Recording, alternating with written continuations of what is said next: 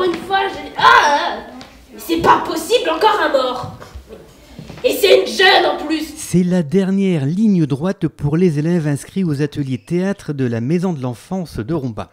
Après une année de travail, d'écriture et de répétition, ça va être l'heure des traditionnels spectacles de fin de saison.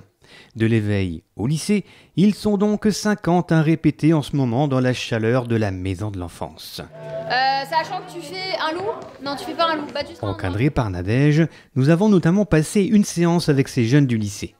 Ce soir-là, une semaine avant leur représentation, il y avait comme une petite agitation. Une semaine du spectacle, c'est très sportif. Surtout que là, ils découvrent les costumes, les accessoires, donc il est temps qu'ils se mettent en place et qu'ils aient tout. Esteban, Tataka?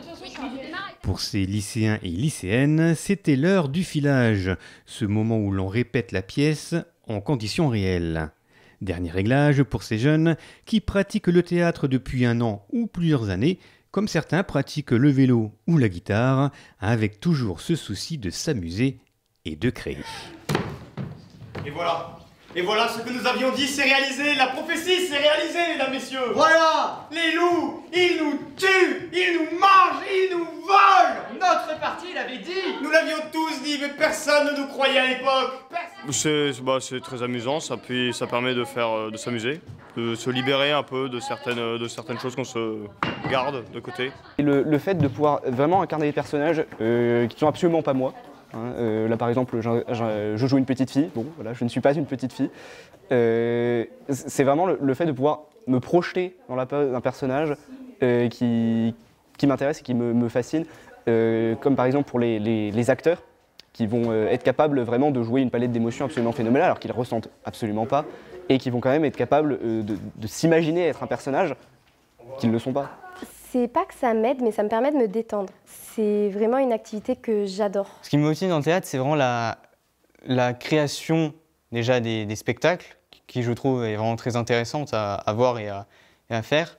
Et aussi jouer les personnages, se mettre dans la peau de différents personnages, donc je trouve vraiment très intéressant. Dans ce but, nous allons installer des caméras à travers toute la ville afin d'épier chaque mouvement de ces loups. Ici, comme pour tous les ateliers théâtre de la Maison de l'Enfance, les spectacles se créent ensemble. Il y a toujours cette part d'écriture collective qui découle forcément sur des créations originales. Ma grand-mère loup, mon arrière-grand-père loup. On part de ce que les jeunes veulent. Donc en début d'année, on fait plein de jeux, plein d'improvisations, on apprend à se connaître, aussi bien eux que moi. Et puis on choisit effectivement un thème. Et donc là, ils ont choisi le petit chaperon rouge, mais d'autres ont choisi des sirènes et des pirates, d'autres ont choisi le thème de la mythologie. Et donc à partir de là, eux, ils font des improvisations. Donc ils parlent de ce qu'ils ont envie. Moi, parfois, je les aiguille. Et puis après, je reprends tout. On fait un mix et on garde ce qui fonctionne. J'améliore un petit peu, je modifie pour qu'on ait un spectacle qui avance, qui tienne la route et qui fonctionne. Avec Perro MC, vous ne manquerez jamais de rien. Et ce jour-là, avant-dernière répétition avant le grand jour, ces jeunes comédiens et comédiennes étaient plutôt à l'aise. Encore quelques réglages à faire, des petits bouts de texte à mémoriser, du stress à évacuer, et ça devrait le faire. Ils ont tout ruiné. Ils ont ruiné mon œuvre. Vous me le paierez. C'est un travail considérable et que rien que pour ça, il faut venir les voir parce qu'ils le méritent vraiment. Que c'est pas donné à tout le monde d'apprendre un texte, de le maîtriser sur scène, de jouer un rôle et qu'ils ont besoin de soutien, ils ont besoin d'encouragement et juste moi je suis très très fière d'eux et j'aimerais que tout le monde puisse les voir et profiter du travail magnifique qu'ils ont fait. Vive l'alcool et l'union des peuples différents! Avec tout ça, on ne vous a pas parlé de l'histoire. Sans tout vous dévoiler, il s'agit de scènes tournant autour du petit chaperon rouge, mais à la sauce ado de la Maison de l'Enfance. Une pièce troublante parfois, engagée souvent et au message percutant. Une pièce à la fois intelligente et drôle. Mange ta sucette et mêle-toi de tes affaires. C'est un chaos ridicule, mais qui permet aux gens de sourire et de rire et de se sentir mieux. Ce sera très enrichissant et très amusant, donc venez. Bon, c'est quand même une année de création, donc nous on est toujours contents de voir qu'il y a beaucoup de monde qui s'intéresse à ce qu'on fait et surtout qui rit. Parce que je suis à peu près sûr que les gens riront. Mais sinon, tu aimes les animaux? Oh oui.